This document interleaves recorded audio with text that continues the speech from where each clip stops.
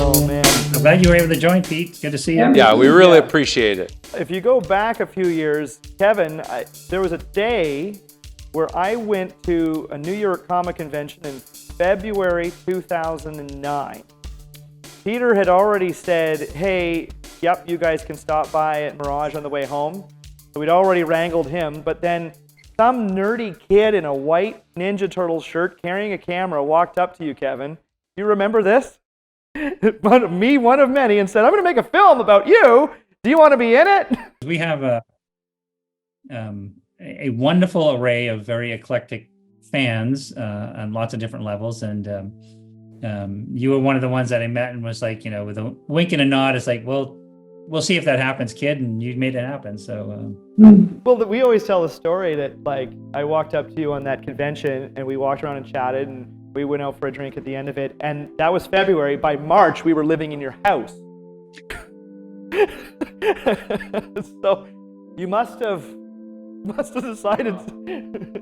Well, I tend to be very trusting, and we got it well fumigated and all that stuff after you left, so it was okay in the end. I'll tell you from my perspective, I was a high school teacher full time, and he called me and he said, hey, you should call Kevin Eastman because he said maybe we could crash at his place. And I was like, yeah, but you both have been so kind and so generous. And I mean, Pete, like, your wife has taken me out for lunch and we've sat and just chatted. Like, it's ridiculous. Like, you guys have been so warm to us, and we were, in effect, just could have been just more fans who wanted some of the fire. You know what I mean? Like, if you hadn't been able to get past that, we would never have been able to do any of this. Well, you guys have been great to us. Yeah. I love the intent. I loved your approach, especially when you started, and I think probably the same for Pete, was that it was the vision you guys are trying to look at or try to accomplish with the documentary was covering a very broad spectrum. It was not only going into having the opportunity to interview, say, directors and writers and voice actors, but also some of the super fans, if you will, and things to sort of cover a little bit of everything, which I thought made a really wonderful documentary in the end, just to get those perspectives and the way it was staged. So, and it was and you guys pushed it, man, years and years and years of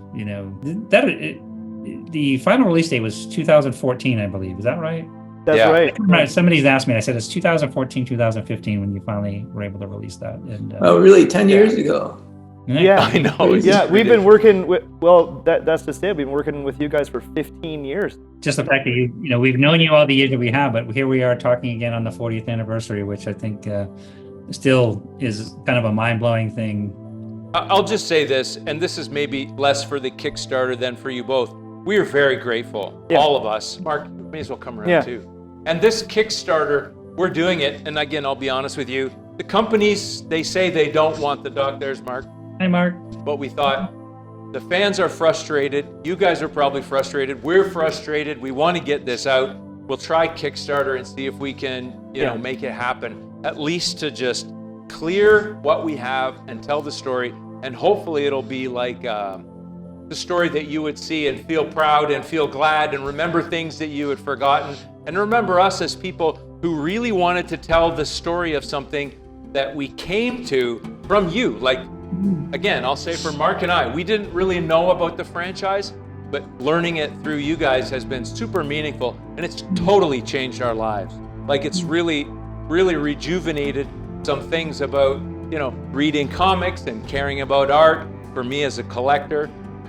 Couldn't thank you enough, and so glad that you've really been so generous with us over the years. And we want to make something again that you like, and it makes you happy and makes you feel good about what you've done, which is amazing.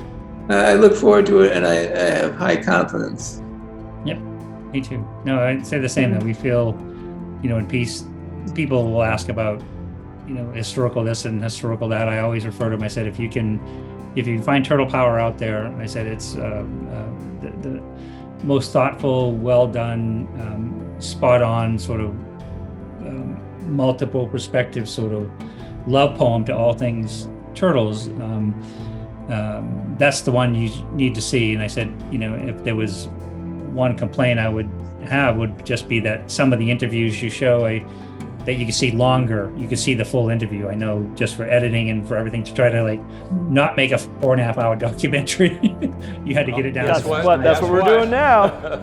But I felt that seeing the extended cut of some of those interviews with so many people, and some of those people are no longer with us. This really truly is a wonderful thing you've done. We've been lucky enough to know you and have you in our lives, and good luck with this next round. And if we can just get it out to the